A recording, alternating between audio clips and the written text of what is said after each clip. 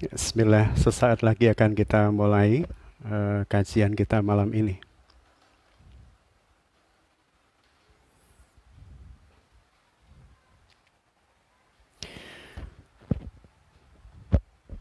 Baik, tepat jam 8 kita akan mulai kajian kita malam hari ini. Bismillahirrahmanirrahim. Assalamualaikum warahmatullahi wabarakatuh. Innal hamdalillah nasta'inuhu wa nastaghfiruh wa na'udzu billahi min shururi anfusina wa min sayyiati a'malina. May yahdihillahu fala mudhillalah wa may yudlil fala hadiyalah. Asyhadu an la ilaha illallah wa asyhadu anna Muhammadan abduhu wa rasuluhu la nabiyya ba'da. Allahumma salli ala sayyidina Muhammadin wa ala alihi wa sahbihi ajmain. Amma ba'd. Alhamdulillah, puji syukur kehadirat Allah Al-Khaliq, Al-Musawwir, Al-Mudabbir, Al-Hakim yang telah memberikan kepada kita kemudahan, kemurahan untuk bisa berjumpa kembali di majelis ilmu meskipun via daring di live streaming Facebook. Kiranya tidak mengurangi atensi kita, tidak mengurangi kehusukan kita di dalam mengkaji ayat-ayat Allah dan sunnah-sunnah Rasulullah Sallallahu Alaihi Wasallam.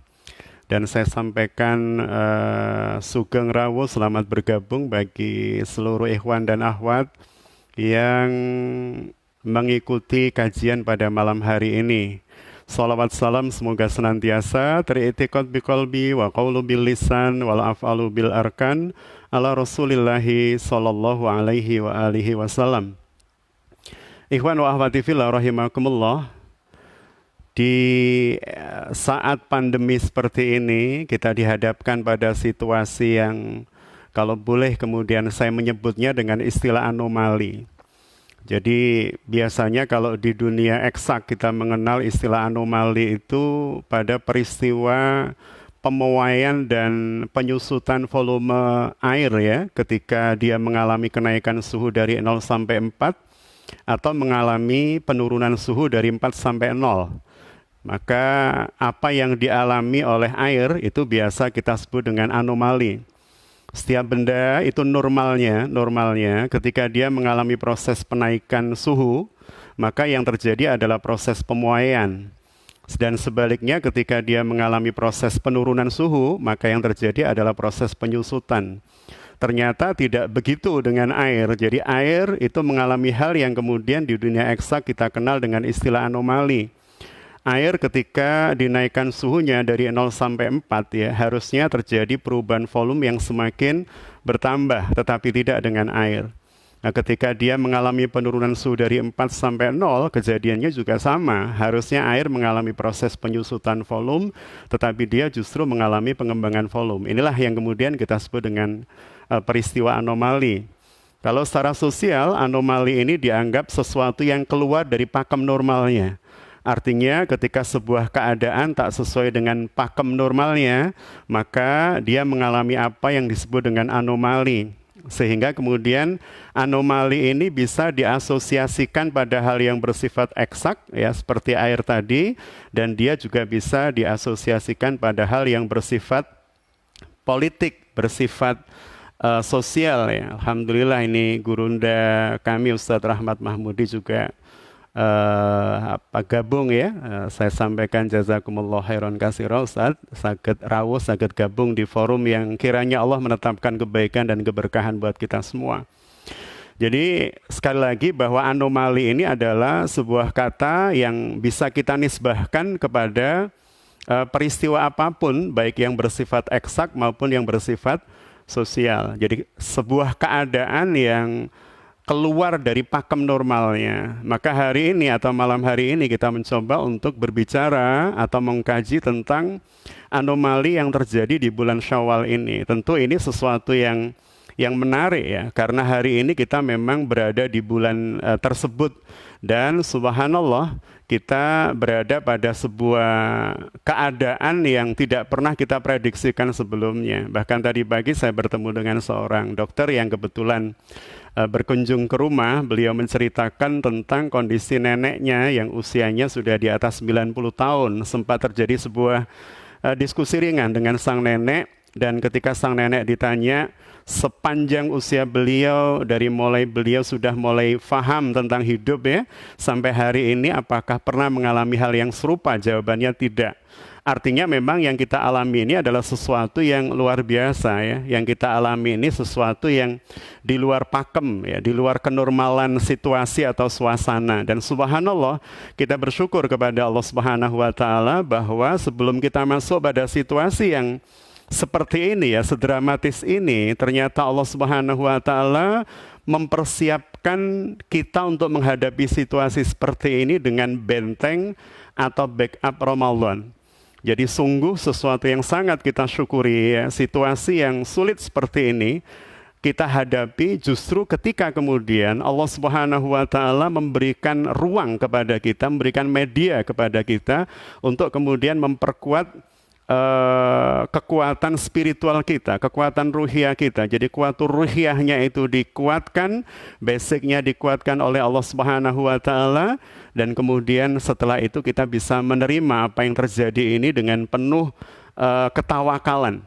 Jadi bukan terserah, bukan Indonesia terserah, bukan Kediri terserah, bukan manusia terserah, tapi bagi kita ini adalah cara Allah Subhanahu wa taala untuk kemudian menumbuhkan potensi-potensi yang selama ini mungkin tidak akan pernah bisa tumbuh dan muncul manakala kita berada dalam keadaan normal, manakala kita berada dalam keadaan yang biasa-biasa saja. Jadi kondisi dan keadaan yang luar biasa ini kemudian memunculkan potensi-potensi yang harusnya juga luar biasa, bukan hanya untuk survive, tapi lebih dari itu ya, lebih dari itu kita bisa mengambil makna, hikmah dan ibroh dari keseluruhan apa yang disuguhkan oleh Allah Subhanahu wa taala di hari-hari ini. Maka kita akan mengawali ya, bahasan kita di malam hari ini.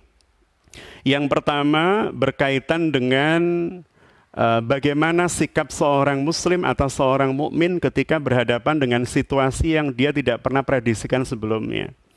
Jadi situasi yang dia tidak pernah perkirakan sebelumnya. Kita faham dan kita tahu bahwa hidup itu tidak akan pernah lempeng, tidak akan pernah lurus selamanya. Tidak ada bahagia seterusnya, tidak ada kesedihan seterusnya. Maka Allah sudah menyampaikan di dalam surah Al-Insyirah, fa inna ma'al usri yusra, inna ma'al usri yusra. Artinya Allah Subhanahu wa taala sudah ngerem-ngerem ya hati kita dan pikiran kita dengan kalimat, kalaupun kemudian kita berhadapan dengan situasi yang sulit, rumit, menggalaukan dan mengkhawatirkan kita, maka yakini ya, di ujung keseluruhan dari sesuatu yang menyempitkan, menggalaukan dan mengkhawatirkan itu pasti ada kemudahan-kemudahan yang disiapkan oleh Allah Subhanahu wa taala bagi kita semua. Artinya bagi seorang mukmin yang sudah diberi oleh Allah Subhanahu wa taala bekal dua senjata yang luar biasa. Meskipun masalahnya tidak semua orang bisa menggunakan senjata itu sebagaimana mestinya. Kadang kalau kemudian kita datang ke rumah seseorang ya, melihat senjata itu hanya dipajang sebagai hiasan. Tapi yang mempunyai rumah ketika diminta menggunakan senjata itu, dia tidak bisa memainkannya. Bahkan ketika memainkannya, bahkan membahayakan dirinya. Jadi bisa kita bayangkan ketika kita berada di sebuah rumah ya, ada pemilik rumah atau sang pemilik rumah itu memilih ya, senjata yang biasa digunakan oleh legenda kungfu ya, Bruce Lee. Tetapi kemudian ketika kita minta beliau untuk memainkan ya, ruyung yang dia pajang di ruang tamunya, ternyata berapa kali kepalanya kena gitu ya. Itu artinya beliau punya senjata tapi tidak bisa menggunakannya. Khawatir kita para mukminin ya, mukminin itu memiliki senjata tapi tak bisa menggunakannya, dan bahkan ketika menggunakannya justru membahayakan dirinya. Jadi ini yang kemudian jadi masalah. Jadi dua senjata yang diberikan oleh Allah Subhanahu wa taala kepada kita, yang pertama adalah sabar, kemudian yang kedua adalah syukur. Jadi sabar dan syukur ini adalah dua senjata yang diberikan oleh Allah Subhanahu wa taala untuk menyambut sunatullah kehidupan yang Allah suguhkan pada kita. Maka bagi seorang mukmin, senjata sabar itu akan dengan otomatis keluar ketika dia dihadapkan kepada kesulitan, kegalauan, kesempitan, kekhawatiran. Jadi ketika berhadapan dengan sesuatu yang tidak nyaman, maka refleks senjata sabarnya itu muncul. Ya, bagaimana cara memunculkannya tentu butuh pembiasaan dan salah satunya adalah Ramadan ya. Tempaan selama 30 hari kemarin itu adalah bagian dari cara Allah Subhanahu wa taala untuk menjadikan sabar dan syukur itu sebagai habit buat kita. Karena kalau kemudian dia sudah menjadi habit, dia sudah tertanam di alam bawah sadar, maka kita meyakini bahwa sesuatu yang sudah tertanam di alam bawah sadar itu keluarnya tidak butuh pemicu dalam tanda petik ya. Tidak butuh motivasi, tidak butuh dorongan ya. Ketika kemudian dia berhadapan dengan sebuah objek yang kemudian mengharuskan sabar itu muncul, maka dengan sendirinya dia akan muncul. Itu kalau sabar sudah menjadi bagian dari kebiasaan dan pembiasaan. Dia sudah jadi bagian dari habit. Ya, demikian pula dengan syukur. Jadi syukur itu kalau kemudian sudah menjadi bagian dari habit ya, habit kita, maka bisa dipastikan ketika berhadapan dengan hal yang menyenangkan sekecil apapun ya, maka yang muncul ya ucapan hamdalah, dan bahkan bukan hanya ucapan hamdalah, tapi dari sisi perilaku kemudian menunjukkan kebersyukurannya itu. Kok kemudian melihat matahari pagi dalam keadaan ceria, dalam keadaan cerah, mohon maaf, dalam keadaan cerah, maka refleksnya alhamdulillah. Dan bukan hanya alhamdulillah, fisiknya ngikut dengan gerak badan, olahraga, tarik nafas, dan seterusnya. Jadi seorang mukmin itu sudah memiliki sifat yang secara genuine sudah diberikan oleh Allah pada saat kita lahir ya, namanya sabar dan syukur. Dan ketika dia berhadapan dengan situasi-situasi yang mengharuskan senjata itu muncul ya, baik sabar dan syukur, maka dia akan muncul dengan sendirinya. Maka di situasi yang kemudian saya sebut sebagai anomali, jadi kita berada pada situasi yang saya sebut sebagai situasi yang tidak sesuai dengan pakemnya, situasi yang keluar dari bingkai normalnya, itu ya. Alhamdulillah ini ya, kakanda kami Mbak Alfiah Hasanah juga bisa ngikuti, alhamdulillah. Jadi betapa kemudian sekali lagi ketika kita berhadapan dengan situasi seperti ini, maka dua senjata tadi, baik sabar maupun syukur, itu kita lihat seperti apa dia menjadi sebuah refleks ya, atau habit yang kemudian keluar saat berhadapan dengan situasi sulit. Dan itu sudah diajarkan di dalam Ramadan kepada kita semua ya. Jadi Ramadan ini adalah bagian dari cara Allah Subhanahu wa taala mengajarkan kepada kita untuk kemudian bisa memiliki habit baru. Jadi hari-hari ini kita diperdengarkan dan dipertontonkan dengan istilah new normal. New normal. Jadi keadaan yang tidak normal tetapi kemudian menjadi hal yang harus dianggap normal ya. Dalam situasi yang kemudian harus dianggap normal, itu yang kemudian hari ini kita kenal sebagai new normal. Meskipun kemudian dalam definisi secara politis orang bisa menarik ke arah manapun, tetapi bagi kita keadaan apapun bagi seorang mukmin dan muslim ya, yang telah melewati fase Ramadan. Jadi fase Ramadan adalah fase di mana Allah menempa kita dengan kebiasaan-kebiasaan baik, menempa kita dengan kebiasaan-kebiasaan beramal soleh dan seterusnya. Maka harusnya memang di ujungnya kita berjumpa atau bertemu dengan pribadi yang kemudian mungkin kita sebut dengan new person itu ya, atau new character. Jadi bagaimana kemudian new normal atau situasi apapun kemudian bisa dihadapi oleh seorang mukmin karena dia sudah menjadi new person ya, sudah menjadi seorang yang baru, sudah menjadi seorang yang tertempa, menjadi seseorang yang kemudian sudah punya habit baru yang itu sudah dia lakukan selama 30 hari kemarin yang sudah kita lewati. Maka itu sebagai catatan pertama. Jadi catatan pertama kita bahwa hari ini ya, alhamdulillah dari Magetan Pak Widai Alfianto juga rawuh ya, selamat datang sahabat saya Pak Insinyur Heri dan seterusnya ya. Semoga keseluruhannya para sahabat, saudara dan kerabat-kerabat kami, sahabat-sahabat kami seluruhnya senantiasa dalam lindungan Allah Subhanahu wa taala. Baik, jadi saya ulang bahwa Ramadan didesain oleh Allah Subhanahu wa taala untuk menciptakan new character, untuk menciptakan new person. Ada sebuah kalimat yang luar biasa dari seorang penulis buku yang cukup populer dan menjadi mega bestseller, internasional mega bestseller, namanya Stephen R. Covey. Jadi Covey menuliskan sebuah buku yang berjudul Seven Habits. Jadi dia mencoba untuk mengajarkan kepada kita dan para pembaca buku tersebut untuk kemudian bisa menghasilkan habit baru yang kita install di dalam atau melalui alam bawah sadar kita, dan diharapkan habit baru itu kemudian memunculkan karakter baru dari orang tersebut.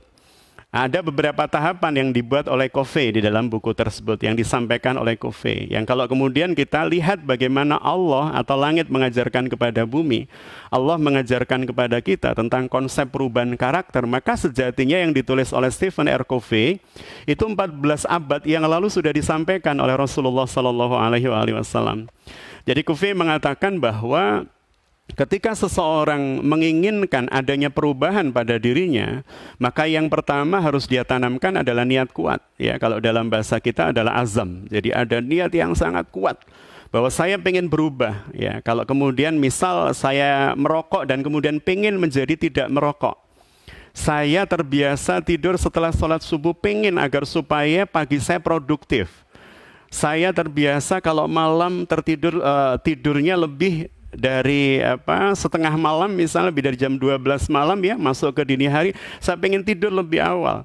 Jadi ketika kemudian diharapkan dan diinginkan muncul karakter baru, kata Covey, yang pertama ya harus ada niat, dan niatnya harus sangat kuat. Jadi bukan niat angin-anginan itu ya, tetapi niat yang kemudian benar-benar mendorong hati kita, pikiran kita, ke gambar benar perubahan seperti apa yang kita harapkan. Kalau kalimatnya ya meminjam kalimat almarhum Bapak Sony Sugema ya, beliau mengatakan, maka bayangkan, gambarkan tujuan hidupmu itu seterang matahari untuk kemudian memudahkan engkau melangkah. Jadi kata Covey, niat harus dipasang dulu dan itu harus sangat kuat. Kemudian yang kedua, bukan hanya niat, tetapi wajib niat itu dieksekusi dengan perilaku atau tindakan. Dan secara umum ini yang kemudian tidak mudah. Banyak orang yang pengen berubah tapi tak pernah melakukan langkah pertama untuk melakukan perubahan atas apa yang dia harapkan. Jadi dia pengen berubah, dia ingin menjadi pribadi baru, tapi pada saat yang sama itu hanya ada pada niat, tidak pernah muncul dalam bentuk perilaku atau eksekusi tindakan. Ini yang kemudian membuyarkan seluruh apa yang diharapkan, ya, perubahan yang diharapkan. Jadi tidak cukup niat kuat atau azam, tapi lebih dari itu harus dieksekusi dengan perilaku atau tindakan. Dan itu memang tidak gampang. Jadi langkah pertama itu memang tidak gampang. Kalau dalam dunia eksak ya, kita bicara fisika, ketika benda itu digerakkan pada sebuah alas yang kasar, maka di situ akan muncul apa yang disebut dengan koefisien gesek. Koefisien gesek itu ada dua, statis sama kinetik. Statis itu ketika benda tepat akan bergerak, dan kinetik itu ketika benda sudah bergerak. Biasanya beratnya benda ketika dorong itu pada saat mula dia akan bergerak. Maka seperti itulah juga pada manusia. Kalau sekian kali, sekian lama, dia menjadi mudah, dia menjadi ringan. Tetapi ketika kemudian dia mau mengawali, itu butuh tenaga besar ya, butuh energi besar. Jadi yang pertama niat atau azam, kemudian yang kedua adalah eksekusi dengan tindakan, kemudian yang ketiga tidak cukup dieksekusi dengan tindakan, tetapi tindakan itu harus dilakukan secara istiqomah. Ada kontinuitas tindakan, ya, ada pengulangan, ada repetisi. Jadi ada pengulangan tindakan, ada tindakan yang diulang-ulang sampai kemudian dia menjadi bagian dari habit kita. Ini Bunda Susan juga hadir, alhamdulillah. Jadi yang pertama adalah niat, yang kemudian yang kedua adalah eksekusi dengan tindakan, kemudian yang ketiga lakukan secara berulang-ulang. Karena dengan pengulangan itulah dia akan tersimpan di alam bawah sadar, di memori bawah sadar kita, yang nantinya akan jadi habit. Dan Stephen R. Covey mengatakan bahwa ketika kemudian dia menjadi habit, tinggal kita menjemput nasib. Ya, meskipun dalam konsepsi agama itu kemudian harus didetailkan, tidak cukup kemudian hanya sekedar kita berbicara nasib atau dalam bahasa kita takdir. Jadi kalau di dalam Islam, Rasulullah SAW mengajarkan dengan kalimat yang sangat indah. Innamal a'malu binniyat. Sesungguhnya amal itu bergantung pada niatnya. Oh, berarti posisi niat ya di dalam din kita itu memang sangat-sangat urgen, sangat-sangat penting. Jadi agar supaya kemudian terjadi perubahan sebagaimana yang kita harapkan, maka yang pertama pasang niat. Sehingga ketika kita lewat dari Ramadan menuju Syawal, memang harus ada resolusi. Harus ada target-target yang kemudian kita niatkan. Kalau kemudian di Ramadan kemarin dalam satu hari kita bisa 1 juz misalnya. Kalaupun kemudian di bulan Syawal, kemudian ada terjadi proses penurunan, meskipun Syawal itu maknanya peningkatan. Nanti akan coba saya bahas sedikit tentang ini, karena seringkali muncul kemudian salah kaprah, sehingga muncul ilmu yang disebut dengan klirumologi. Klirumologi itu, logos itu ilmu, keliru itu ya salah. Jadi klirumologi ini ilmu yang secara khusus berbicara tentang kesalahan-kesalahan yang sudah jamak atau dianggap jamak di masyarakat ya. Berkait juga dengan Syawal tadi itu. Jadi harus ada memang niat berubah. Ketika kemudian memasuki Ramadan ada niat untuk merubah diri, prosesnya dilakukan, eksekusinya dengan puasa, eksekusinya dengan sholat malam, eksekusinya dengan mendaras Al-Quran, memahami maknanya dan seterusnya. Kemudian ada harapan baru memasuki Syawal, pasang niat lagi dari apa yang didapat di bulan Ramadan, bagaimana kemudian kita mengejawantahkannya di bulan Syawal.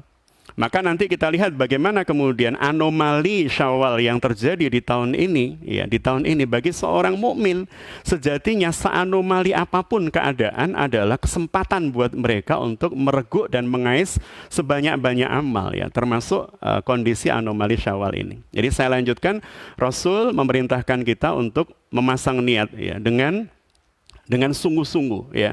Niat dengan sungguh-sungguh itu akan menggetarkan hati. Niat dengan sungguh-sungguh itu akan membuka cakrawala berpikir ya, menemukan jalan-jalan keluar, langkah-langkah baru, inovasi yang mungkin orang tidak pernah memikirkan dan seterusnya. Kemudian yang kedua setelah pasang niat tadi adalah eksekusi dengan tindakan. Kita pengen kemudian nilai-nilai Ramadan itu masuk di bulan Syawal ya. Dalam bahasanya Ustadz Ihsan Tanjung itu ngeromadonkan bulan-bulan setelah Ramadan.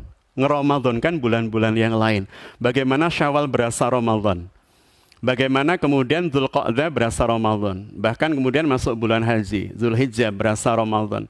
Artinya kemudian tenaga atau energi Ramadan ini kita seret ya untuk kemudian masuk pada bulan-bulan setelah Ramadan ya, agar supaya kemudian kita bisa merasakan nikmatnya setiap bulan ya. Waalaikumsalam warahmatullahi wabarakatuh, Bunda Fitri.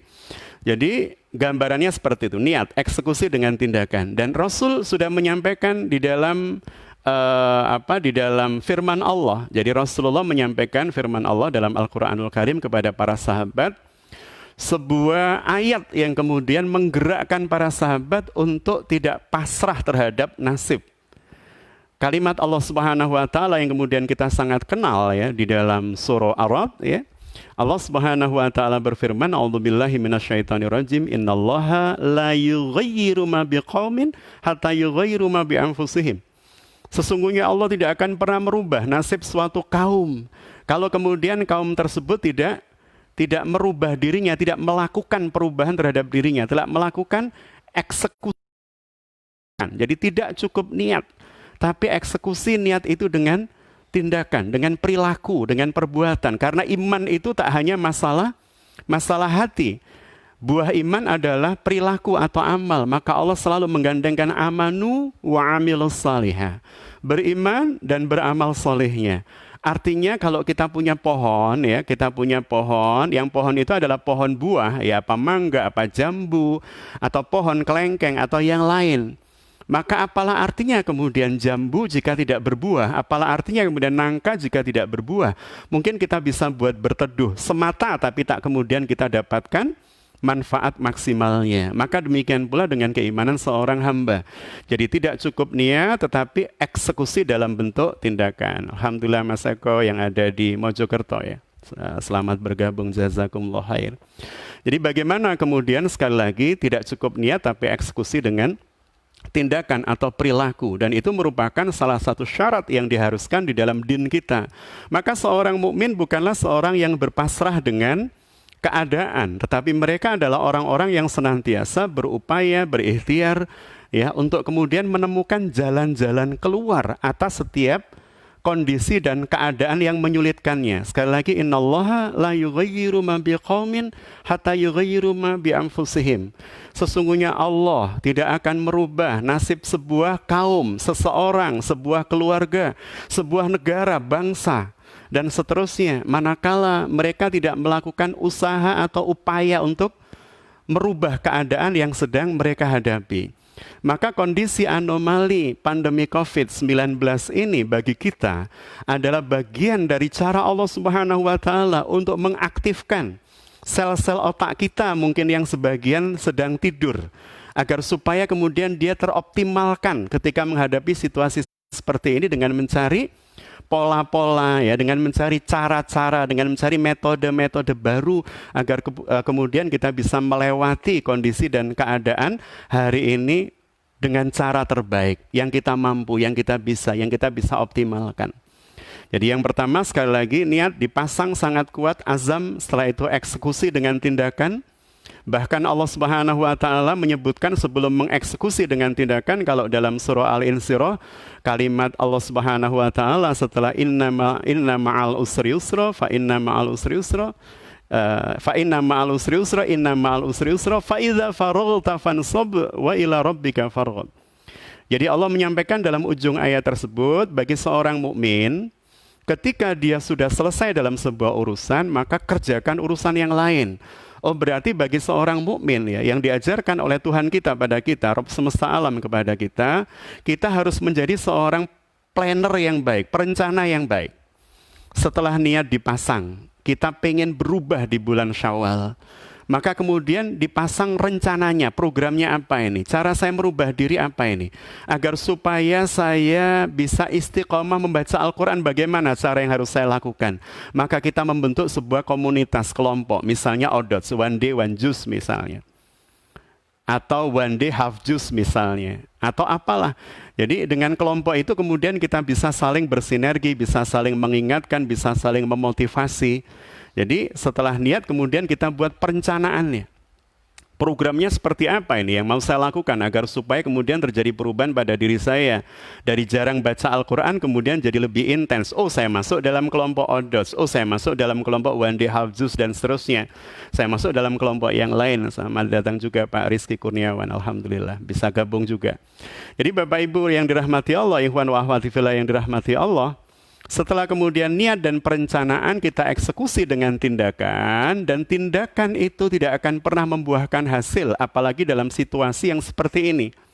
Tadi saya sampaikan seorang mukmin atau seorang muslim adalah orang yang mampu memanfaatkan keadaan dan kondisi apapun untuk dia bisa mendapatkan kebaikan, keuntungan darinya, ada kebaikan dan keuntungan darinya. Ini masa pandemi COVID-19, stay at home. Kita tidak banyak keluar rumah, kita tidak banyak berinteraksi dengan orang. Seakan-akan Allah Subhanahu wa Ta'ala ingin mengatakan pada kita, selama ini mungkin banyak hal dari dirimu yang kamu lupakan. Selama ini banyak potensi di dalam dirimu yang aku berikan yang kamu lupakan. Karena selama ini kita disibukkan dengan hal-hal yang ada di luar diri kita, di luar rumah kita.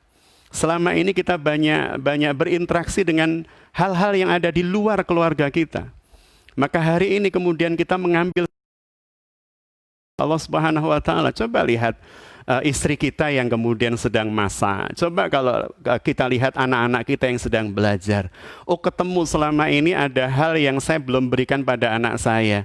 Oh, ketemu ada hal yang belum saya koreksi dari kekurangan anak saya dan seterusnya.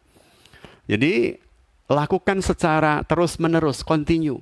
Dan ini kesempatan kita. Orang menyebut hari ini sebagai anomali, keadaan yang tidak sesuai dengan pakem, keadaan yang tidak sesuai dengan standar, tapi bagi seorang mukmin, apapun yang disuguhkan oleh Allah Subhanahu wa Ta'ala adalah cara Allah untuk lebih mengenalkan kita kepada Rabb kita, untuk lebih bisa memaksimalkan potensi yang mungkin selama ini tertidurkan, ya, untuk lebih menjadikan kita kreatif dan peka dengan inovasi-inovasi baru dan seterusnya. Jadi subhanallah. Sekali lagi ketika berbicara tentang anomali keadaan Syawal, ya, di tahun ini, maka bagi seorang mukmin ini adalah bagian dari cara Allah Subhanahu wa Ta'ala memberikan kesempatan kepada kita untuk kemudian bisa menangkap pesan-pesan hikmah dan ibrohnya, untuk kemudian bisa mengoptimalkan apa-apa yang selama ini mungkin belum teroptimalkan. Tiba-tiba saja ada banyak waktu kita berkomunikasi dengan anak.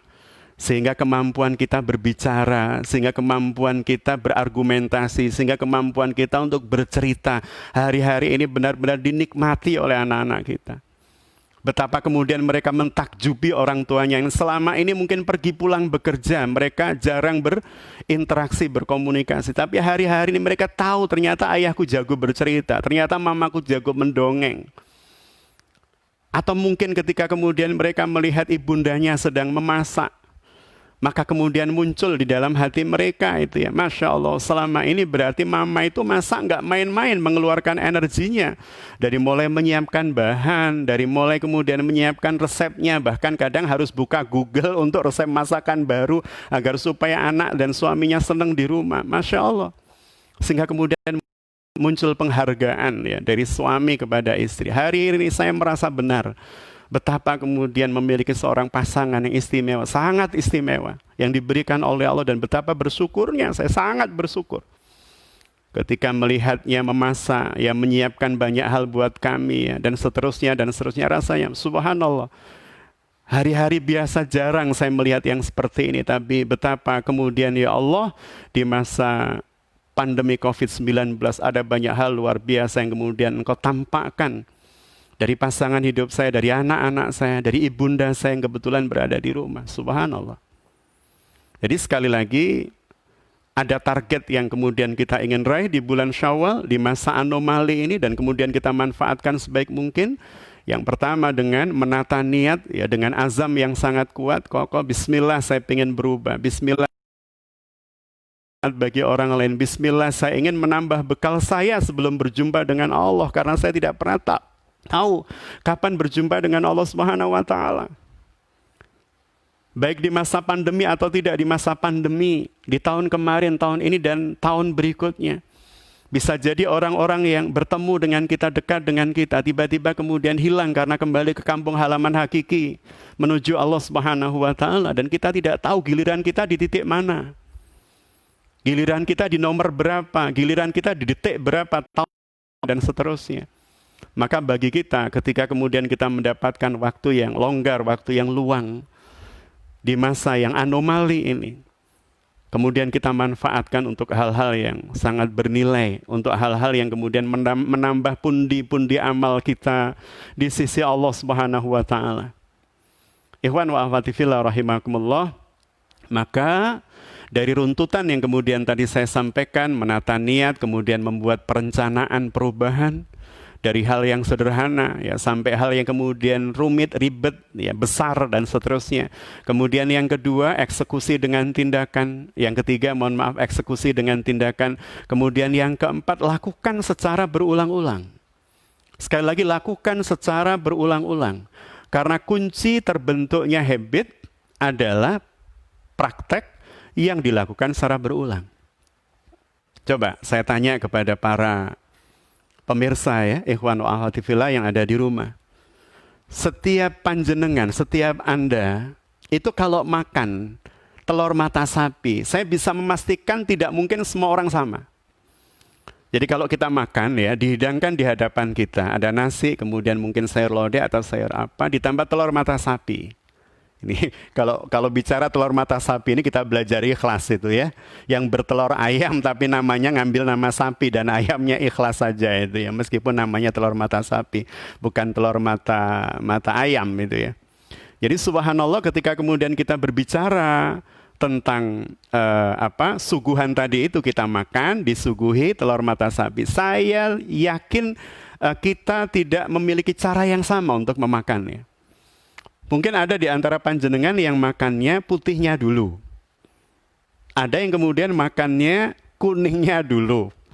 Ada yang kemudian cuek, nggak peduli putih atau kuningnya, campur saja. Pokoknya yang penting rasanya enak untuk dinikmati.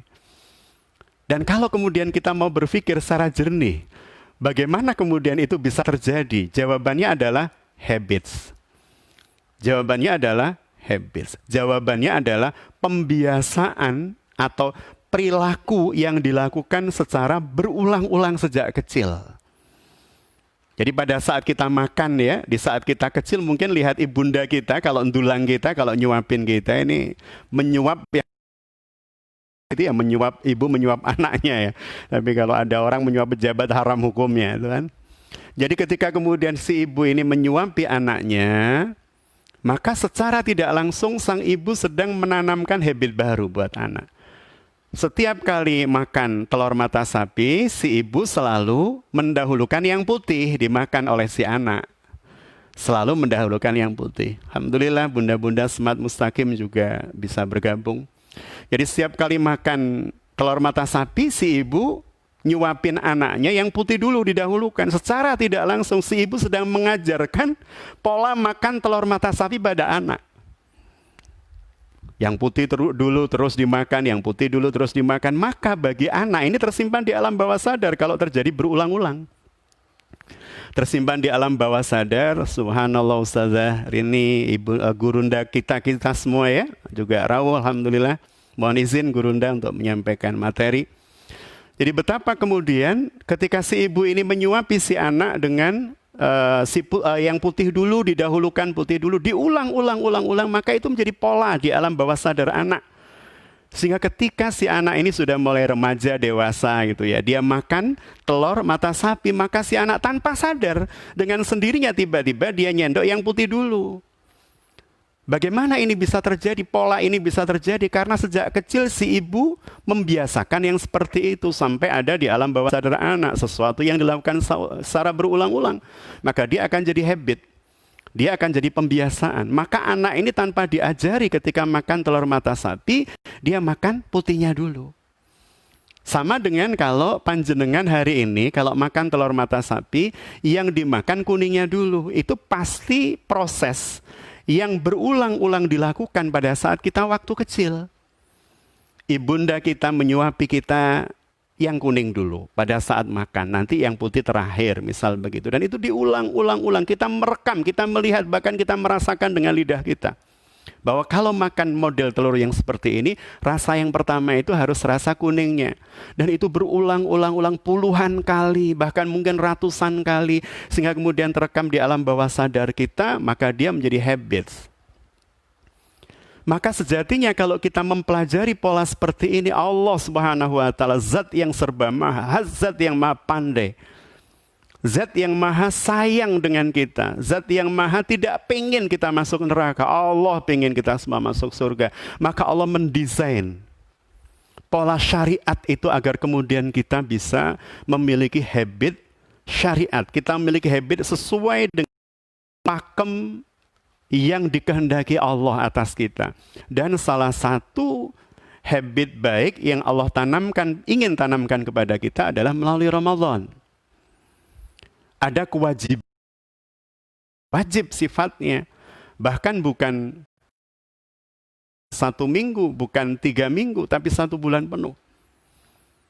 Allah berkehendak agar kita memiliki habit mampu mengendalikan dan menahan diri.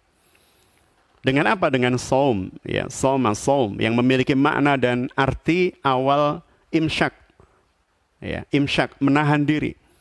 Dan itu kita lakukan selama 1 bulan penuh. Kita lakukan bahkan dengan penuh kegembiraan. Kita lakukan bahkan dengan penuh semangat. Kita sambut Ramadan dengan penuh keceriaan, ya, dan seterusnya. Itu kita lakukan berulang-ulang. Menahan diri untuk tidak makan, menahan diri untuk tidak minum.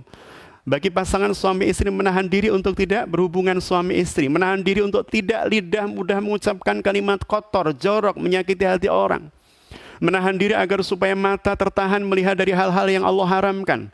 Menahan diri telinga kita agar supaya tak nyaman mendengar kalimat-kalimat yang Allah tidak suka dan tidak ridha. Artinya selama 1 bulan, mata kita oleh Allah Subhanahu wa Ta'ala didesain untuk kemudian memiliki habit baru lepas Ramadan. Telinga kita juga demikian, lidah kita juga demikian. Maka masalahnya adalah apakah selama Ramadan yang 30 hari itu keseluruhan dari apa yang dikehendaki oleh Allah Subhanahu wa Ta'ala atas mata, lidah, dan telinga kita benar-benar kita jalankan. Bahwa mata terbiasa memandang mushaf, bahwa lisan dan lidah terbiasa untuk membaca ayat-ayat Allah yang ketika itu sudah terbentuk selama 30 hari, keluar dari Ramadan masuk ke Syawal meskipun dalam situasi anomali.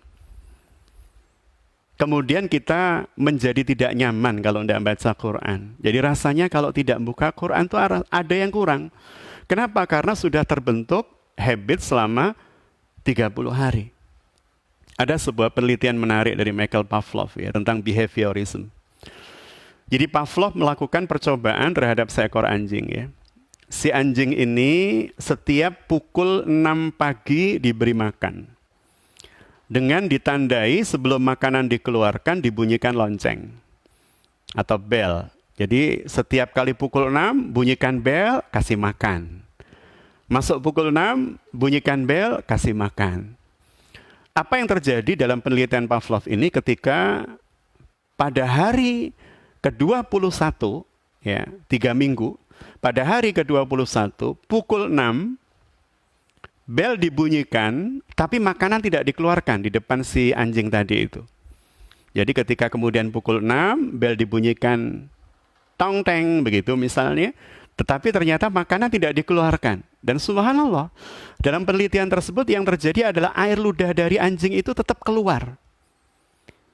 Karena apa? Sudah terjadi proses pembiasaan ya, yang menjadi jam biologis di dalam tubuhnya, bahwa setiap jam 6 dia akan berhadapan dengan makanan, sehingga air liurnya sudah siap.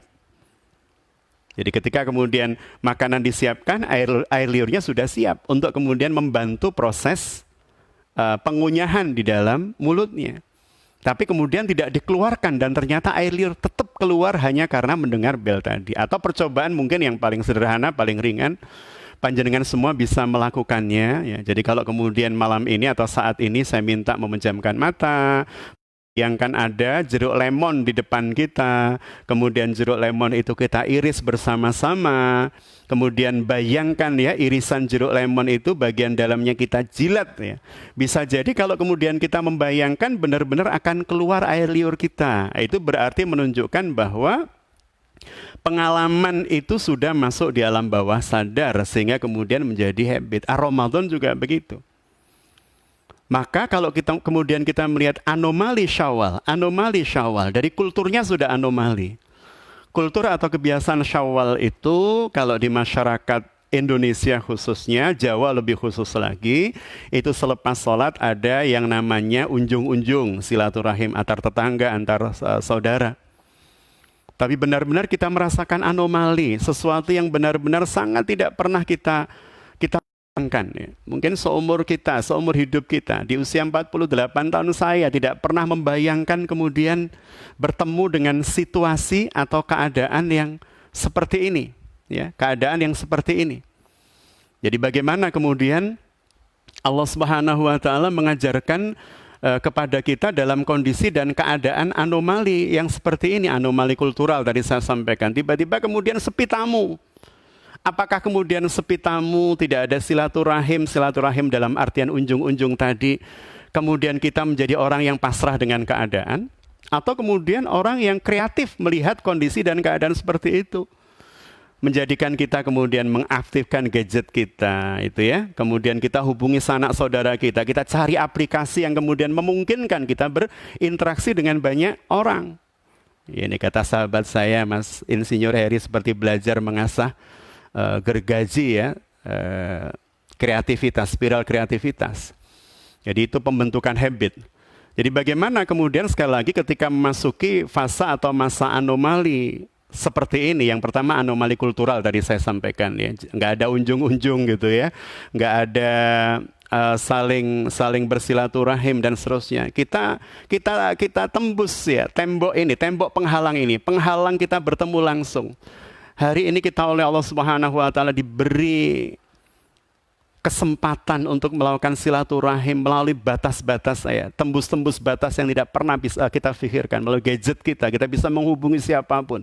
Bahkan 100 orang bisa bersama-sama kumpul dalam sebuah aplikasi. Kita ngobrol bareng, kita lihat wajah sahabat kita, saudara kita, ibunda kita, ayah kita. Masya Allah. Jadi ada anomali kultural. Yang kedua ada anomali spiritual. Betapa kemudian hari ini kita melihat banyak konsep-konsep fikih baru yang pada awalnya tidak pernah kita temukan dalam kitab-kitab klasik. Kita tidak pernah ketemu dengan pelaksanaan sholat Idul Fitri di rumah. Ya kalau konsep fikih klasiknya ada, teori fikih klasiknya ada, tapi benar-benar real dan nyata tidak pernah kita temukan. Tapi hari ini subhanallah, ya, ada Bunda Siti, alhamdulillah. Ini komentar Bunda Fitri, ya, tidak merasakan silaturahim secara langsung, hanya bisa via medsos dan seterusnya. Jadi betapa kemudian Allah Subhanahu wa taala mengulik bagian sistem saraf kita yang mungkin selama ini belum teroptimalisasi. Dengan keadaan ini kemudian kita cari celah agar supaya silaturahim itu tidak putus. Karena bagian dari perilaku yang sangat dibenci oleh Allah dan Rasul-Nya adalah memutus silaturahim. Maka kemudian kita buka aplikasi-aplikasi yang tersedia di App Store di handphone kita.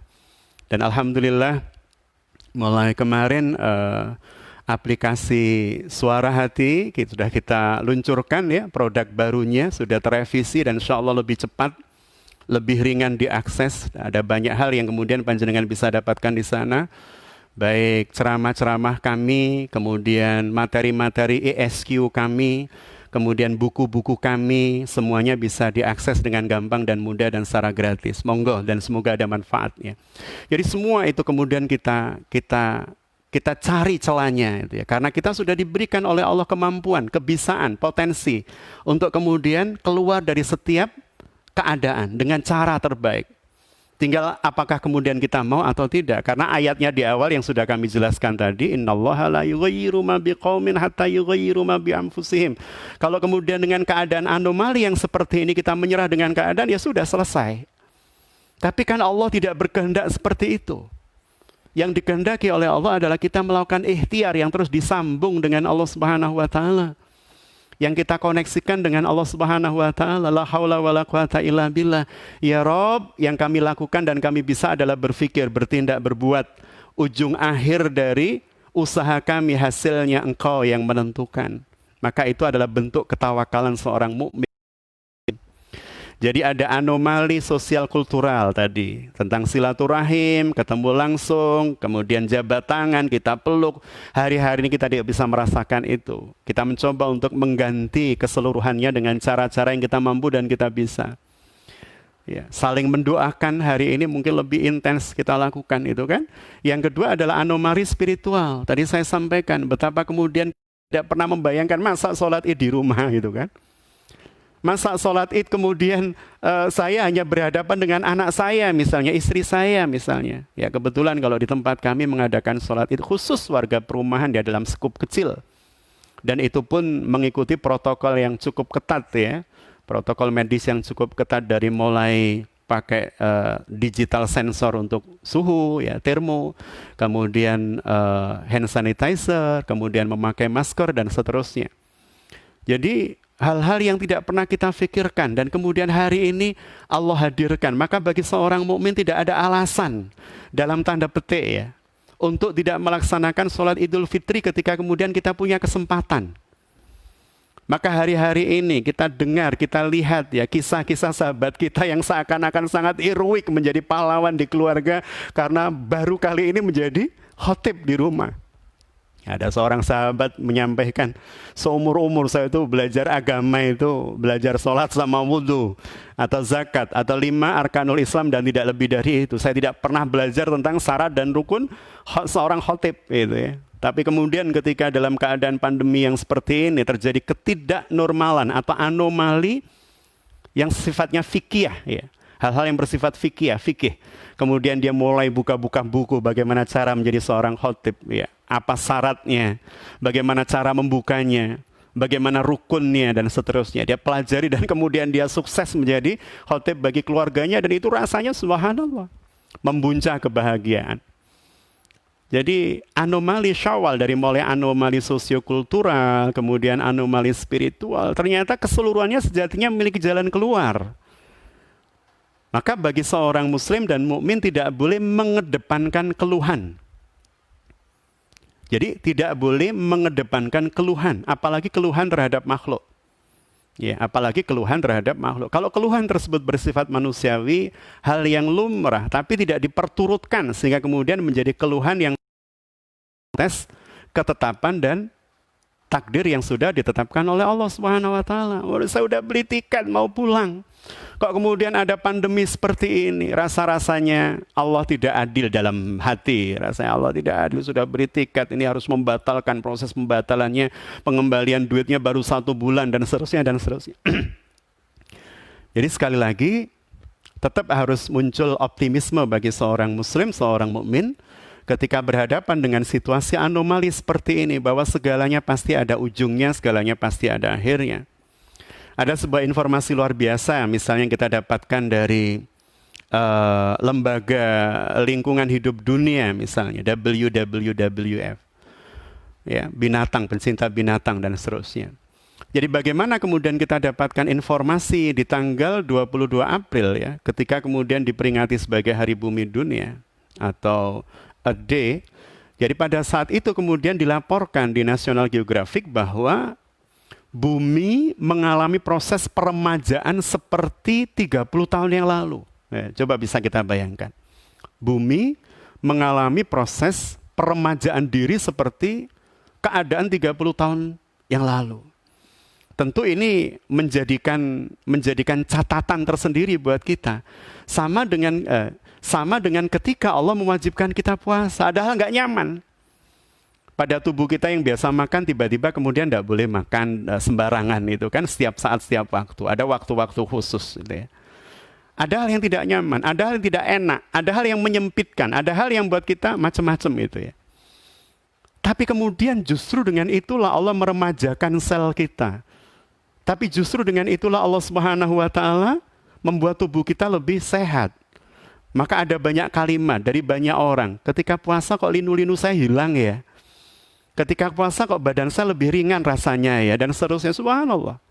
Betapa itu kemudian menunjukkan hikmah yang diberikan oleh Allah bagi orang-orang yang dalam tanda petik berlelah-lelah, menahan lapar, dahaga, lebih hebat lagi dan lebih lengkap lagi menahan pandangan, menahan pendengaran, menahan lidah dan lisan, dan seterusnya.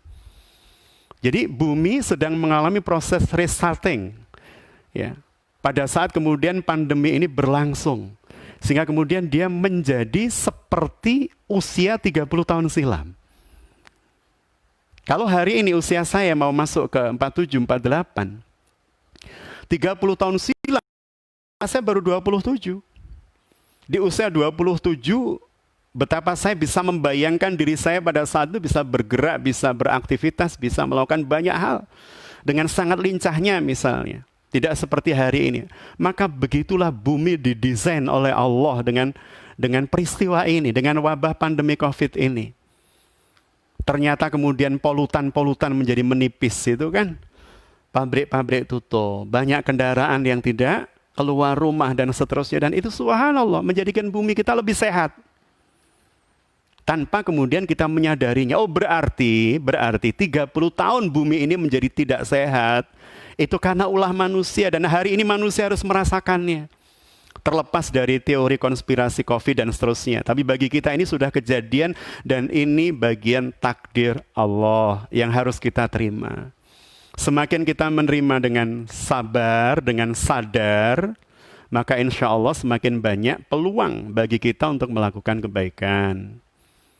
Semakin kita menerima dengan tidak sabar, tidak sadar, penolakan, ya, dan seterusnya, maka semakin sulit bagi kita untuk menghadapi keadaan dan situasi seperti ini. Maka ikhwan wa akhwati fillah rahimakumullah, jadi Allah mengajarkan pada kita banyak hal. Tadi pada saat kita mengalami anomali sosiokultural, maka gadget mungkin yang selama ini kurang bermanfaat dan berfungsi untuk kebaikan, benar-benar termanfaatkan dan terfungsikan untuk kebaikan. Maka orang kemudian lebih nyaman dengan membaca Al-Quran kemana-mana. Karena apa? Karena gadget yang dia bawa. Ya, kalau dulu harus bawa mushaf itu kan. Nah, sekarang cukup dengan gadget, ada aplikasi Quran dan seterusnya. Yang kedua, banyak orang kemudian mulai belajar tentang konsep fikih-fikih yang pada awalnya mereka mungkin buta sama sekali. Bahwa ternyata boleh dan ada pendapat itu ya dari banyak ulama, termasuk 4 imam mazhab. Ya, yang mengatur bagaimana keadaan sholat atau pelaksanaan sholat Idul Fitri manakala terjadi hal-hal yang tidak memungkinkan untuk melaksanakannya. Yang ketiga, ada anomali spiritual, ya, ada anomali sosiokultural. Yang ketiga ada anomali yang menghubungkan atau mengkaitkan keduanya. Secara sosiokultural terdampak itu ya, dan kemudian secara spiritual terdampak. Bahkan secara ekonomi juga terdampak. Bagi panjenengan semua yang sudah pernah berziarah Makkah Madinah, ya, bagi yang belum saya doakan kiranya Allah Subhanahu wa taala memudahkan panjenengan semua untuk bisa hadir di Makkah dan Madinah. Bagi yang sudah saya doakan kiranya Allah Subhanahu wa taala mengembalikan panjenengan untuk bisa hadir ke Makkah Madinah bersama keluarga. Jadi bagi yang sudah pernah berziarah Makkah Madinah, kalau saya tanya, pernahkah kita berpikir ketika berada di tengah-tengah orang yang sedang bertawaf, kita berada di dalam Masjidil Haram, melihat Baitullah, melihat Ka'bah. Kalau bicara seperti ini saya agak sensitif, mohon maaf. Jadi ketika kemudian kita melihat Baitullah, kita melihat ada ratusan ribu orang yang sedang bertawaf, pernahkah kita berpikir bahwa tempat itu suatu saat akan sepi? Saya jamin dengan pasti bahwa kita tidak akan pernah berpikir tempat ini bisa sepi. Kita mau tawaf di malam hari banyak orang, kita mau tawaf di siang hari banyak orang, kita mau tawaf di pagi hari, di tengah siang bolong yang panas terik masih banyak orang penuh. Dan tawaf itu hanya berhenti pada saat kemudian iqamah dikumandangkan dalam rangka melaksanakan sholat. Seakan-akan bagi kita dalam rasionalitas manusia, dalam akal mereka, dalam logika kita, Baitullah tidak akan pernah sepi. Baitullah tidak akan pernah sepi dari orang-orang yang mengelilinginya.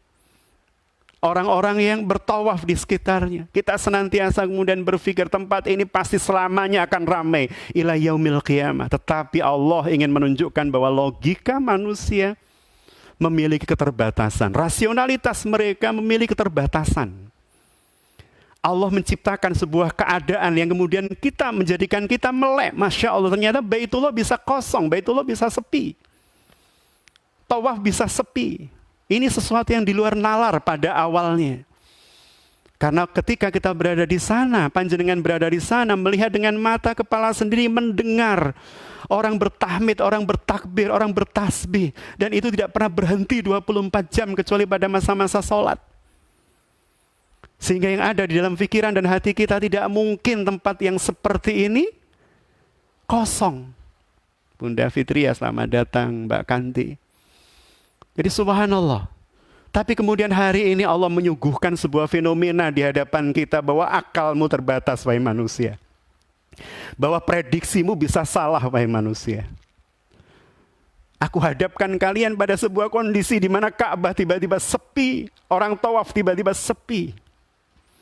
Seakan-akan kemudian kita mendapatkan filosofi bisikan dari langit.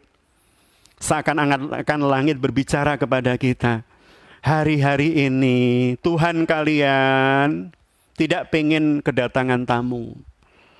Karena setiap kali kita hadir di sana, maka mutawif akan mengatakan kepada kita ahlan wa sahlan, duyufur rahman, duyufullah. Selamat datang wahai tamu-tamu Allah, selamat datang wahai tamu-tamu ar-Rahman. Seakan-akan hari ini Allah sedang tidak pengen ditamoni. Kalau kemudian saya mau mengunjungi sahabat Senior Harry, kemudian beliau bilang sama teman saya belum pengen menemui Mas Hatta, teman saya. Pasti saya akan berpikir, ada apa ya, kok teman saya, sahabat baik saya ini tidak mau nerima saya ke rumahnya, pasti ada salah saya. Maka hari ini seakan-akan Allah mengetuk hati setiap mukmin. Ayo coba introspeksi muhasabah. Jangan-jangan memang selama ini jadi tamu, kita jadi tamunya Allah. Itu tamu yang gak benar, tamu yang salah niat.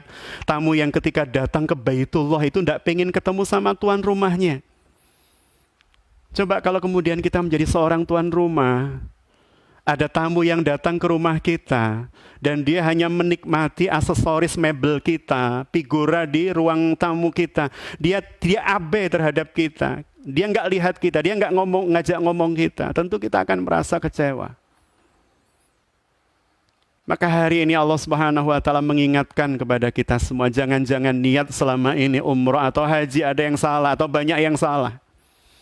Sehingga kemudian Allah sementara masih belum menerima tamu menuju ke baitnya. Tamu menuju ke dua tanah haram yang beliau sendiri memuliakannya. Maka kemudian kita mengintrospeksi, ya, di masa-masa seperti ini konsep introspeksi muhasabah ini kemudian menjadi harus, karena ada banyak waktu luang yang kemudian kita dapatkan atau kita lewati. Kita berintrospeksi, benar nggak dulu ketika saya haji, saya umroh, itu benar-benar ingin berjumpa dengan Allah, bertambah dekat dengan Allah, memahami konsep kehambaan saya kepada Allah. Atau mungkin saya di sana cuma pengen melihat Ka'bahnya, saya pengen mengabarkan pada banyak orang saya sudah berziarah Makkah Madinah, saya cuma pengen dipanggil sebagai orang yang pernah berumrah atau berhaji. Atau benar kita pengen berjumpa dengan Allah. Maka hari-hari ini semuanya kemudian menjadi saat yang paling tepat buat kita di tengah anomali pandemi ini, untuk kemudian mengintrospeksi diri kita. Bahkan ketika saya melihat orang pakai masker, tiba-tiba ada bisikan dalam hati itu, ya. Orang pakai masker itu kan senyumnya nggak bisa dilihat kecuali dari perubahan fisikal wajahnya. Mungkin alisnya mungkin, tapi senyumnya nggak bisa dinikmati. Maka kadang kemudian saya berpikir dari hati, bukan dengan otak tapi dengan hati. Kadang saya berpikir jangan-jangan selama ini senyum kita itu tidak benar-benar seperti senyum yang diajarkan Rasul. Tabassumu kaliwazilahi kasodaka, senyummu pada saudaramu itu sedekah. Senyum yang memang ingin mengembirakan orang, bukan senyum basa-basi. Mungkin karena sangat banyaknya senyum basa-basi, Allah menutup dengan masker-masker itu agar supaya kita mengintrospeksi. Jangan-jangan kemudian senyum kita selama ini yang dilihat orang cuman ingin berbasa-basi, cuman ingin kepentingan kita tidak ditangkap oleh dia dan seterusnya, atau kepentingan kita menjadi lancar dan seterusnya. Bukan senyuman dalam rangka ibadah, ini perintah Allah, perintah Rasulnya. Sehingga kemudian senyuman itu hari-hari ini harus ditutup dengan masker dan tidak harus dilihat orang. Agar supaya kemudian kita menikmati senyum kita itu, benar nggak ini? Saya tersenyum pada orang ini untuk Allah, ini bagian dari ibadah atau hanya untuk kepentingan-kepentingan sesaat. Jadi di masa anomali seperti ini, kemudian menjadi penting sekali lagi buat kita semua untuk mengintrospeksi. Di bulan Syawal yang disebut dengan peningkatan. Bulan ini memang bulan peningkatan. Dalam makna, karena nama Syawal itu sudah ada sebelum Rasulullah, ya, Muhammad jadi nabi atau rasul. Di masa jahiliyah bulan Syawal itu sudah ada. Dan Syawal itu memang artinya peningkatan. Kenapa? Karena orang-orang dulu, orang-orang Arab di masa lalu, itu kalau sudah masuk bulan Syawal, kan mendekati Zulhijjah, haji itu sejak Nabi Ibrahim. Jadi kalau bulan Syawal terjadi penumpukan dan penambahan volume di Mekah, sehingga kemudian disebut Syawal, karena ada peningkatan volume masyarakat Mekah. Jadi pada awalnya tidak ada kaitan dengan peningkatan amal. Kalau hari ini kemudian kita maknai dengan peningkatan amal, dan itu tentu sah-sah saja dalam rangka memotivasi diri kita, adalah self-motivation, self-motivasi itu, ya. Jadi bagaimana, sekali lagi ini sudah jam 9 itu, ya. Seperti yang saya janjikan, insya Allah kita bertemu 1 jam. Dan insya Allah nanti akan kita sambung lagi dan akan kita publish di YouTube kami dan di aplikasi Suara Hati kapan kemudian kita akan lanjutkan bahasan kita. Jadi bagaimana kemudian di masa-masa yang serba anomali ini, kita menjadi orang yang tetap normal. Normal sebagai hamba Allah. Normalnya kita itu hamba Allah dan bukan hamba apapun. Justru kalau kita tidak menjadi hamba Allah, jadi anomali itu, ya. Kalau kita menjadi hamba tetangga itu, ya, apapun kalimat tetangga membuat kita sedih, membuat kita ini itu jadi hambanya tetangga itu. Jadi kita tetap menjadi hamba Allah. Ya, apa yang dikehendaki Allah itu yang kemudian kita harus lakukan. Apa yang dikehendaki Allah untuk dijauhi itu yang kemudian harus dijauhi. Meskipun manusia berkata A, jika Allah berkata B, itu kemudian yang harus kita lakukan. Maka sekali lagi di masa anomali Syawal ini, Syawal yang tidak pakem, Syawal yang tidak sebagaimana biasa, kita tetap menjadi orang yang normal dan tidak anomali. Dan orang yang normal, senormal-normalnya kita adalah menjadi hamba Allah Subhanahu wa taala. Akhirnya, ikhwan wa akhwati fillah rahimakumullah, semoga di bulan Syawal ini benar-benar kita memiliki niat dan azam yang kuat untuk kemudian mengaplikasikan apa yang sudah kita dapatkan di bulan Ramadan. Yes, apa yang sudah kita dapatkan di bulan Ramadan benar-benar kita bisa aplikasikan di bulan Syawal, dan kita senantiasa bermohon, berharap kepada Allah Subhanahu wa taala kiranya Allah menetapkan kebaikan, keberkahan untuk kita semua, keluarga kita, masyarakat kita, negeri ini, agar kiranya menjadi negeri yang baldatun thayyibatun wa rabbun ghafur. Negeri yang terberkahi, negeri yang terampuni, negeri yang penuhi dengan kasih sayang Allah Subhanahu wa taala, dengan cara menjadikan diri kita, menjadikan semua yang ada di negeri ini sebagai hamba Allah saja dan bukan hamba selainnya. Pada akhirnya saya minta maaf jika ada kalimat yang kurang berkenan dalam penyampaian awal hingga akhir. Sukses mulia buat kita semua, semoga tetap istiqomah di jalan Allah Subhanahu wa taala. Saya mohon diri, billahi taufik wal hidayah. Assalamualaikum warahmatullahi wabarakatuh.